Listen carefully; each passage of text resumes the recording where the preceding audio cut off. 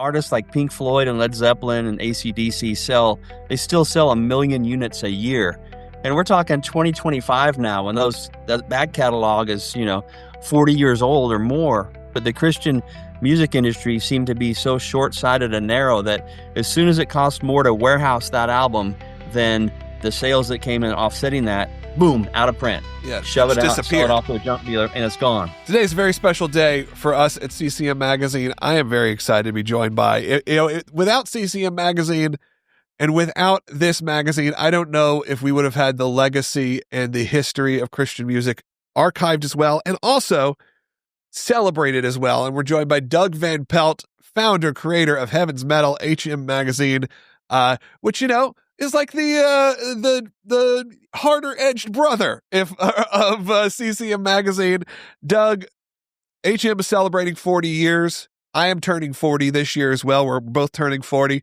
So I've grown up with this magazine. I grew up with Christian rock and the world of Christian rock as well as you did. When you started Heaven's Metal, though, back in 1985, what was that gap like that you thought that you needed to fill in this music scene? The gap in the music scene. Well, Christian heavy metal was just starting to explode. It was showing the signs of an explosion, just starting to form. And obviously, the gap and the vision for HM was always to serve the artist and the fans. The fans needed information about their favorite artist, or they wanted that information. And sometimes they wanted to know if they were safe to listen to. And the artist, out of the abundance of the heart, the mouth speaks, the artist would reveal who they were in the conversation and the interviews. And so the fan got to be edified, educated, and informed by the interviews. And the artist needs what's just called old-fashioned publicity. If they're going to perform across the United States, around the world, they need people to know about them. And the way for them to get known is through print media, which was back in the day, back in the 80s, metal magazines were like the big thing. And it was kind of cool to kind of fill that gap and step in. And that was the vision to be on the shelf next to Hit Parader and Rolling Stone and Spin. Yeah, and you're able to accomplish that. Of course, 1985, also, like you said, the birth of, I guess, what that would be, Stryper's first record would be Soldiers would be happening, The or first something around full that? length, yeah. First full-length Yellow record. Black Attack So EP came out in 84. So in some ways, that world was starting to explode beyond even sort of a subcategory. It was happening in a bigger way as they started coming up, and it feels like HM came up right at the same moment. They both needed each other. Yeah, it was a marriage made in heaven, so to speak, and it was really cool. In 1985, Metal Edge, Spin, Alternative Press, and Heaven's Metal all started. It was a good year for magazines. That's awesome. So let's talk about that first issue. What was that like? Number one, how'd you pull it off? And what was your friends and family thinking about this at the time? Because I don't know where your career was headed. I don't know where your life was headed. But you're all of a sudden thrown into this world of heavy metal. At first, there was some healthy skepticism, I think, like from my pastor and some of the people at my church. My family was very supportive from the get-go. I got started doing some rock journalism in the school newspaper at the University of Texas, the Daily Texan, or the circulation of 50,000.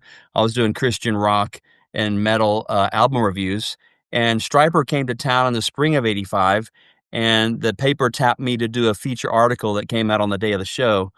And so that was the first time I tape recorded an interview. I bought a Radio Shack attachment, like a suction cup to the end of the phone.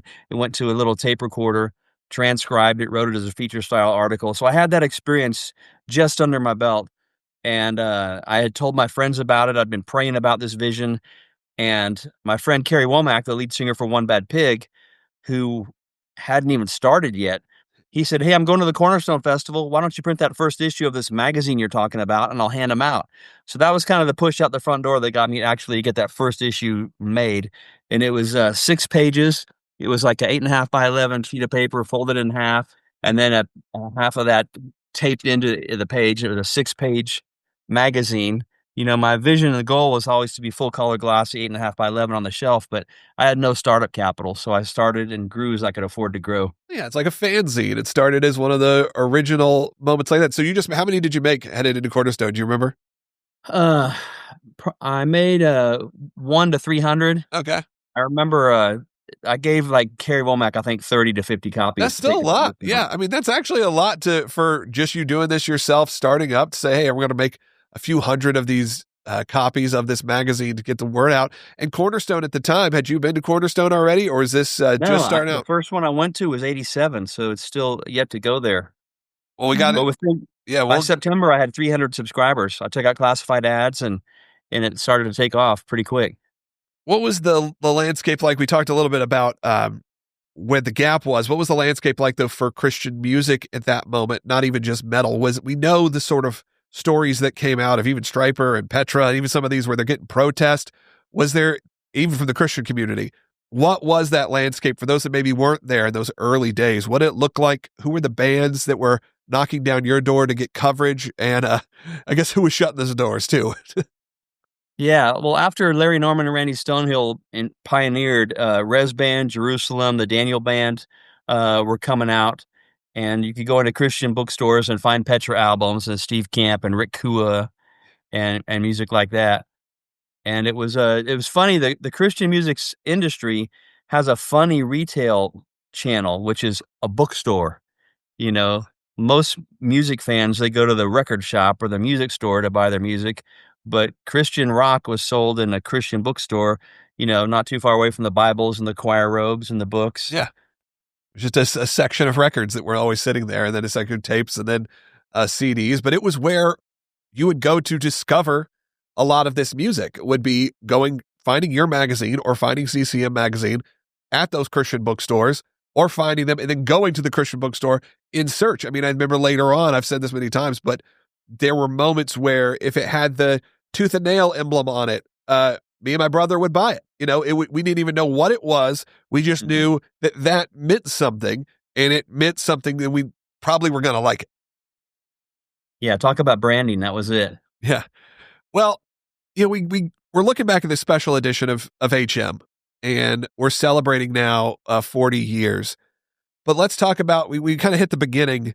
Now let's back up to sort of what was. Oh, look at that. It's beautiful. Let's talk a little bit about how things even wrapped up and the decision to come back and do this special edition. I know for you, we've had this discussion about sort of our love of the magazine format. Uh, and really the world changed very quickly for you. And it changed quickly for this industry that would feature artists in a way um, that was in depth and was serious. It wasn't just what the press releases wanted to put out there. And I know you've wanted to recapture that. I know I have as well. So coming back to it, how does it feel to be back doing this special edition after many years? I guess you'd say out of print, but always still existing. It's fun and it's exciting. I had forgotten how much fun I had doing this. When you do something for 28 years or you do something for 10,000 hours, you get good at it, I guess. And but I started back like I used to, and I got a piece of paper with a little rectangle for every page, and I scribbled in with a pencil so I could erase it if I wanted to change my mind. I formatted every single page, and this is how a magazine comes together. And doing some work, after hours. I have a regular day gig now, and so I was doing this in my spare time, and it was fun. It was I had forgotten how exciting this was and how fun it was. Was there an era you brought up exciting? Was there an era that sticks out to you in your mind? Because you guys covered everything, especially when you flipped over to HM and it became not just Heaven's Metal, but HM Magazine. You were going from, like I said, the metal scene to glam stuff to thrash and punk and even into, like we've talked a little about hip hop and hardcore. Is there any moment of that, looking at that whole spectrum of the 40 years of Heaven's Metal that sticks out as like, that was peak. That was where things were just awesome, not just for the magazine, but for you as a music listener. Gosh, there's so many moments. For the magazine, there was one moment where I explored some mainstream secular distribution, and my circulation went from like 15,000 to 23,000 worldwide. So that was very exciting. Musical moments, times when I felt like the Spirit of God was there in the concert hall, on stage in the audience. Those were always special. And then in the 90s, there was this vision that some pastor from the vineyard in Colorado had called Sons of Thunder. and it was about a new type of music that was going to come, and they were going to be like Harley Davidson biker looking guys with their long hair coming in playing this radical music that was edgy and rough around the edges, and I felt like I saw that around me, like that God was breathing life into a music scene that was known for being, cutthroat, mean, edgy, dangerous, and it was cool to see God moving in those quarters. Well, it feels like you're still talking to a lot of that group of people. I see you pop up on YouTube and you're on YouTube with Pastor Bob and you're doing all those different pieces that seem to show up. That audience is still there. And I think that's been something that Christian music has sort of forgotten is though we're a little older now, it doesn't mean we don't exist. It doesn't mean that the rock audience is gone. They're just actually probably spending more money just in a different way now as adults. And I think that that has been a major uh, issue that I've had with when as we've started to relaunch CCM is to realize that the respect for those artists and the legacy that not only HM covered, the CCM covered, uh, doesn't really exist in Christian music. And now we're able to go back. You're able to go back 40 years. I'm able to go back to the 45 plus years of CCM in the archives and see the amazing path that got us here. And I think that's important to always remember is not just what's happening right this second in Christian music or music in general, that there was 40 years plus that got us to this point, and many of those artists are still around. Yeah, one thing about the Christian music, a weakness is back catalog and the respect for back catalog. I'm told that artists like Pink Floyd and Led Zeppelin and AC/DC they still sell 1,000,000 units a year. And we're talking 2025 now, and that back catalog is, 40 years old or more. And, I don't know how the mainstream music world does it. Maybe the quantity and the volume is so much bigger that it can afford to, but the Christian music industry seemed to be so short-sighted and narrow that as soon as it costs more to warehouse that album than the sales that came in offsetting that, boom, out of print. Yeah, they Shove it just out, sell it disappeared. off to a junk dealer, and it's gone. Yeah, they would disappear. And now in the world of digital and streaming, you would hope there also has to be almost encouraging parents and grandparents, even, because that's why I think you still have the Beatles selling so much. That's why you have the Rolling Stones can tour and play in a stadium. I saw Metallica last week, and it was in a stadium with 40,000 people there. It's because there has been multiple generations now that have been introduced to this music. But like you said, it became very difficult to introduce my kids to Christian music until fairly recently. And now we're finally at that time where they're bringing me new music. And I'm really loving that. And that's happening right now. My kids are about to be teenagers and they're like, oh, you need to hear this. And some of it is Christian music. Now, a lot of that for us was because of who you put on the cover or who John Still put on the cover of CCM Magazine. Those were, you were the tastemakers of those moments that made us go, oh, we need to go check this out. How did you decide on that? I've talked to John about it, but how did you decide who would get those six big features, if you will, those front page features for so many of the years in HM and HM and Heaven's Metal to have those big cover stories?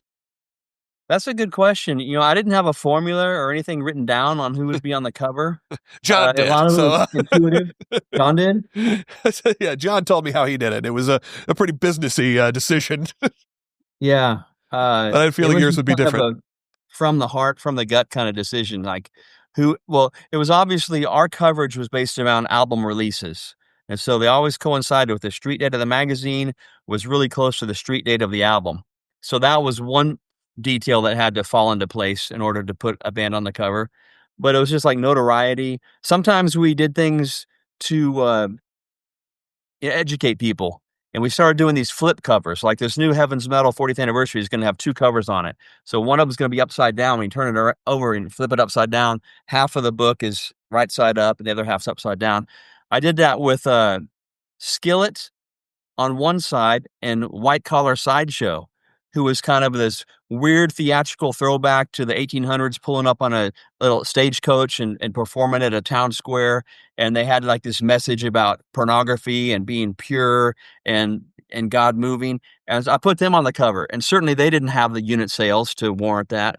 But for me, it was like I've seen them several times live. I believed in them. I wanted my audience to believe in them too. You wanted to feature him. I mean, I have not heard that name in many years, and now that you brought it up, I could see it in my head. I could see that cover because I remember all of us talking about it. I remember it becoming a cool moment of what they were doing and how it was so different, so weird. They were hanging out, even in the Christian music industry. You'd look at them and you'd see them at GMA or whatever, and be like, "Whoa, these guys are a bit different, a bit interesting." And HM has never uh, also been afraid of controversy and been afraid to talk about things. You tackled issues that a lot of people who were probably producing Christian content would have avoided. Was there ever a moment, though, you thought, because we can go through a lot of those, but I think a lot of your audience may know them. Was there ever a moment where you thought, okay, this one might be the one that gets us pulled off the shelves, if you will, from your Christian bookstores because you weren't afraid? And I think that is part of the big legacy of HM and of Heaven's Metal is that you were not afraid to take on those real issues. Yeah, well, definitely courage and bravery is something I look up to and want to emulate. There's a funny story about this one particular Christian music retail chain, and they used to buy 500 copies of each issue of HM. And I did issue number 104 was The Ugly Truth Behind Christian Rock. It was a 7-page cover story about the behind the scenes stuff that no one ever knows about as far as the fans do, and interviewed a lot of bands and kind of I put 19 years of my life and knowledge and experience into that article. And on the cover, my graphic designer David Allen had like this guy with his torso impaled on a big stick. And the magazine buyer from this chain, who shall remain nameless, called me up and said, "Hey, we don't want to carry this particular issue in our store, so we're going to skip this issue." I think it was the November December issue. We were bi-monthly. And, we like you could it's fine to cover Christian rock, that crazy wild music, but and we're fine with the guitar player on the cover, but somebody impaled on a stick, forget about it. Fast forward another few months, we're back good with that retailer, but, some customer at some store into this retail chain came in and said, Look at this advertisement." And it was probably As I Lay Dying, I'm just guessing, on Metal Blade Records. They probably Yeah. went to metalblade.com and saw something weird. Metal Blade is not a Christian And this was music pretty label. late in the run, if you want to say. I mean, this was, it was still controversial as I Lay Dying was happening. Yeah. Yeah. And, so anyway, that retailer said, "That's it. We've had enough of you. We're canceling our orders, our standing orders." And our distributor, Ingram Periodicals, that magazine buyer went to Ingram Periodicals and said, "We're canceling this. You or the magazine cannot contact us to dispute this decision, or we will cancel all of our distribution of your product." And Ingram sold everything. They Yeah. had purchased Spring Arbor, so they sold everything from choir robes to Bibles to communion, all that stuff. And so they were threatened by this, and they said, they're out. Within 1 hour, I got a phone call in response to an email I had sent weeks ago. I said, "Hey, Doug, this is so and so with so and so distributors. They distributed in the mainstream. We'd like to take on your title. Here's an order for 500 copies."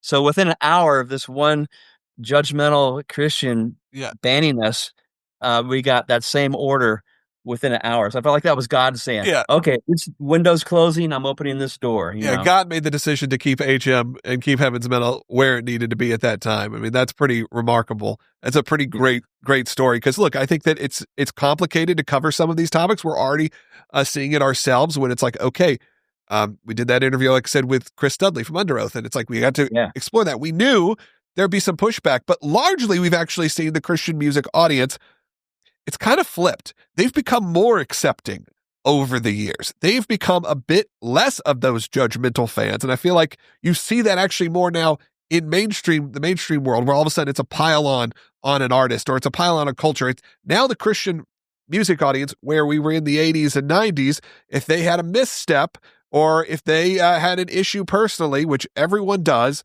could have been career ending. Now, I mean, depending on the level, obviously, of what that misstep is, it seems like we have a culture that grew up with your magazine, with maybe even having to experience some of that in their own life and church, to go, okay, hey, we're a bit more accepting now to understanding that people are humans and that things sometimes go wrong. Yeah, I remember one time I always reserved the back page of the magazine for like a message, like based around the gospel or a Bible study. And one time I felt compelled to do a message, and I got this really cool artist who did a lot of stuff for like Twix candy bars. Cool. He did an illustration of this guy, like a giant statue with his head lopped off, and it was about Jimmy Swaggart. Jimmy Swaggart was an anti-rocker, went on his TV show and showed pictures of Bloodgood and Stryper and said, "These guys are effeminate, it's evil, it's demonic, blah, blah, blah." And then he fell in a huge, humiliating, shameful way, and this was our chance as rockers to say, "Aha, gotcha, in your face." And so my back page message was, "Don't do that. Let's take the high road here. Let's not take advantage of this guy's fall because of what he did to us before, because the pain was still around for some of us for what Yeah. he did specifically, and to kinda meet his fall with grace was kind of a cool thing to do to champion, and that was another overlooked controversial Yeah, but stance we took. that showed how you were able to affect that narrative and change the way people thought about things. 'Cause look, I interviewed Michael Sweet. He's a friend, and he told me, Jimmy Swaggart is who led him and his family to Jesus. And then turn around a couple years later, the reason his family turns to God, they're going after him specifically and his Yeah, ministry. So I know there is still some pain there, that people still do feel a little bit of that and a little bit of, you don't want to say betrayal, but that they didn't understand. And I think maybe that's even something that HM always kind of showcased was, yeah, you may not understand this traditional audience, but it doesn't mean that they're not there and that their ministries are revolutionary. that's very Yeah. cool. And I think when I look at, we talk about Cornerstone, we talk about these festivals. This is coinciding with the festival release, the 40th anniversary. Uh, let's talk about that time period that was very special for a lot of us, which was HM and Heaven's Metal's relationship with these multi-day big Christian music festivals that I think if you were not there and you never got to see it, it's very hard to explain what it was like, what the spirit was, the dust, the dirt, the smells, that I can still picture in my mind in Cornerstone. I can still smell it. Maybe it's just ingrained in my nose. Tell me about that and your experience with how not only the magazine was received, but just that culture that maybe we've lost a little. Well, it's funny that my interaction with Cornerstone on a business level or a stage level happened around another anniversary. It's our 10-year anniversary issue, and we wanted to have a tent and have a stage and even have like a communion with Kemper Crab and teaching during the day and music at night. So we had a a tent there, and it went over so well that for years later, Cornerstone would give me one of uh, their tents. There was the HM tent, and even in the evening encore tent, one of the two big giant tents by this on the entrance road when you come in. One of those at nighttime from 8 to midnight and beyond was the HM stage. And so it was a great privilege just being able to work with them. They believed in me, I believed in them, and we kinda helped each other out, and eventually, they were actually saying, "Okay," I was picking the bands, and they were saying, "Okay, why don't you manage the payment of the bands too? Just decide who's gonna get what, an A-list will get this amount, B, C, D, and accordingly," and so we would hand the bands the checks after they performed, so it got to that kinda management level, but it was so fun, and there was just myriads of moments. Like, I remember Extol coming over from Norway and playing for the first time, and, a lot of people it's cool because people that read HM, they were in the know. It was kind of a gathering place of information, and so they showed up in droves at Cornerstone to see Extol, and when Extol played, it was amazing, and there was times where, like, the wind blew down the tent, and the wedding party's midnight show was in the air. They had candles burning, and they people in all kinds of um, uh, classic regalia, and it was just, atmospheric. It was very cool, but I, there's I always so many considered things to mention. Cornerstone and you. To be honest, I didn't know what your business dealing was specifically because to me, that's like when I think of Cornerstone, I think of HM and I think of you and I think of John Thompson. And that's kind of it. Like if I'm looking at like who the three people are in my head or three things, it's the big festival, it's you at HM, and it's John. And I feel like that was my representation when I would go there and I'd be at Cornerstone. You were somewhat the voices of what was happening there. Now we've seen the festival culture shift. Obviously, Cornerstone ends. All of that comes to a screeching halt. It felt like, but now, even this that you're doing, this issue here, the 40th anniversary edition, shows that maybe there is some life to the festival scene in Christian music. What do you think? Well, it certainly seems to be like this guy named Steve in Versailles, Ohio, in the middle of nowhere. This is the fourth annual series of the Immortal Festival. They do 2 3-day weekends in the summer, and that's they're having a lot of great bands playing, and they're all bringing their A game. And it's been fun to see that go, and seems to be healthy. And there's this Furnace Fest in Birmingham, Yeah, Alabama, that is thriving, and tons of people travel from all over to go see all these bands like Stavesacre and uh, playing again. And for sure. so So it's still there. It can happen.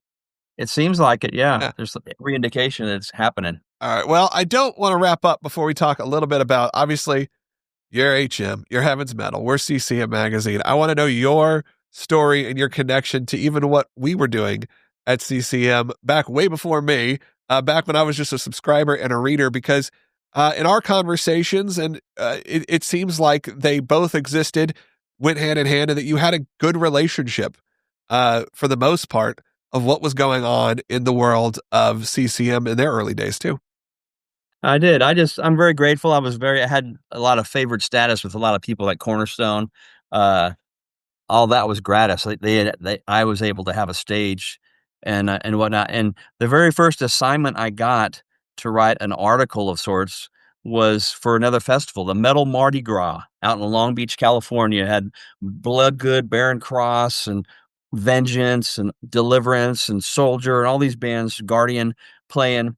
And I was on the phone with John Still a lot at the time, and he goes, "Hey, this festival, you're going out there, right? Yeah, why don't you write a review for us?" So got photos and wrote a big feature length review of that.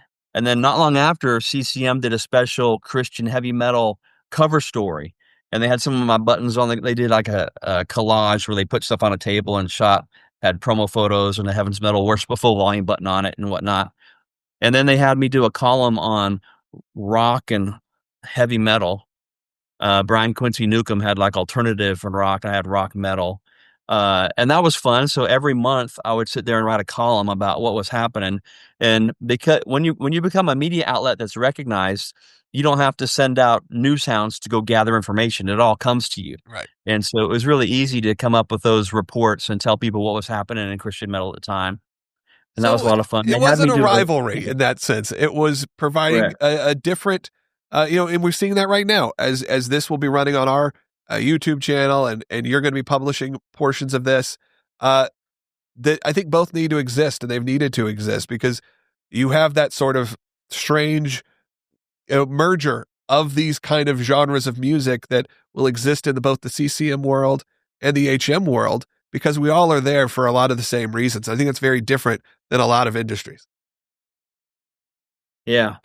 It was fun. A couple of fun cover stories. One was Mark Farner. Mark Farner was from Grand Funk Railroad, Sure. and he was playing clubs. He wasn't playing churches. He was playing clubs and telling people about Jesus. And a couple of the bar owners accepted Christ through his testimony. And you got to get him to tell these stories, and we can't pull these stories out of him. Doug, you're a good person to pull stories out of people. And they flew me to Detroit to interview him. Rode in a limo with his family and did that cover story. Mark Farner, some kind of preacher. And then my last cover story for CCM was David Crowder. It was kind of similar because uh, Jay Schwartzendruber, bless his soul, he had heard these stories about David Crowder doing strange things in his sleep, and that he told a couple sales reps, but he would never tell them in the media. And so I was kind of sent with the assignment: get him to tell some of these stories, and he did. He spilled the beans on some of those funny, wacky stories, and that was fun. I was able to use the money for that cover story to buy my first flat screen TV. I've been drooling over those for about 10 years when I traveled and saw the whole letterbox rectangle TVs. But yeah, it's been a great relationship with CCM through the years. Yeah. And Let's continue it. Let's keep it going. I have a couple little, like, quick, almost rapid fiery questions for you before we wrap up, because this has been so much fun, Doug. And you know how much I respect what you've done with HM and with Heaven's Metal and all of the different iterations and what you've done for Christian music.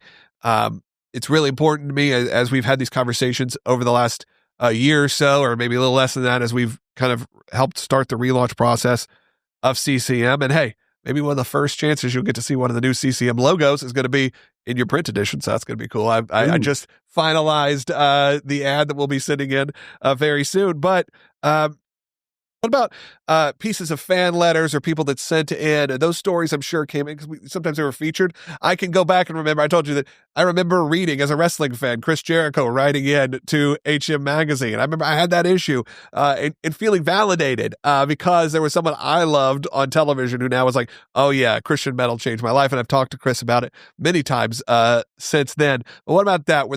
Were fans continually reaching out to you at that time? Yeah, and I haven't had time to look through them, but I've saved, like, pretty much all the fan letters I've ever gotten, so I have 'em, like, notebooks filled with them, uh, out at the HM Ranch. Well, what about let's go the opposite then. What about hate mail? Was there well did that really come out? Was there a lot of people who were upset with what you were doing? There was a few, one that came to mind was a guy I argued with. I can't remember. I think I was being too light on an artist about sin or something like that, and he was really uh, coming after me about a doctrinal thing. And I really felt impressed that this guy wanted to be a watchman. You know, back in the Old Testament, they had watchmen that's up Yeah. by the city gates, and they could see what was happening. They would warn the people of God about danger that was coming. But I felt like he wasn't a watchman, he was a watchdog. When he saw a danger, he went and attacked them with his teeth, you know, and that was gnarly. And then I had a mother who is, she's the mother of, a hip hop artist, what's his name? John I can't think of his name right now. But, we had Gibson guitars, no, Epiphone, a division of Gibson, do an ad, and there was a guitar player with a flannel shirt on and a girl his arm around a girl, and they were walking in an alley, and the girl was looking back at the camera, and this mom was like, "You are using sex to sell your magazine," you know, yada, yada. This girl's obviously giving the come hither look to the camera and all this stuff being read into that, um, This was advertisement it that was a I was mom really proud. concerned for her son who was about to become a successful artist. Yeah, and I'll remember his name later. I'll send it to you. All right. Well, then I'll John Rubin? Rubin. Yeah, John John Rubin. Rubin. Yeah, John Rubin. Yeah, he's been really involved in a lot of what's going on, and I think he just That was his celebrated mom. 20 25 years. That's funny. I'll definitely make sure he hears that. He needs to hear that story. And also a personal preference. This is just one of those last ones, and I think it's fun. Is there a Christian album, Christian rock album or metal album that you feel is just criminally underrated that you want to make sure people still are listening to? Yeah, there's this band, and the guitar player and leader of this band passed away in the last year. The band is named Joshua. They were signed to RCA Records. They used Dieter Dierks, who produced and made the Scorpions worldwide famous. He was their producer. They recorded their album in a castle somewhere over in Europe. And, this album is called Intense Defense, and it's 10 tracks of flawlessness. It's like 10 perfect tracks that fill up this album. Rob Rock, who has since gone on, he's in Impellitteri now and does a lot of solo stuff. He was the vocalist for that. Ken Tamplin was in Joshua prior to this lineup. Um, and so the Intense Defense album is criminally underrated, and it's a perfect melodic metal album. That's great. That's awesome to hear, Doug. I appreciate you giving me the opportunity to do this and have this conversation with you. And I hope many more years, and I hope we continue this great relationship between CCM and HM. And I really do look forward to seeing, what comes next for Heaven's Metal, because I can see it in your eyes always when we talk that it's still in you, that there is still this burning desire to tell people not only about Jesus, but about what's going on in the Christian rock world. And I believe that you could see a Christian rock, and I mean rock revival here soon. Well, it's an honor, brother. Thanks. And I look forward to hanging out more with you in the future, too. Absolutely.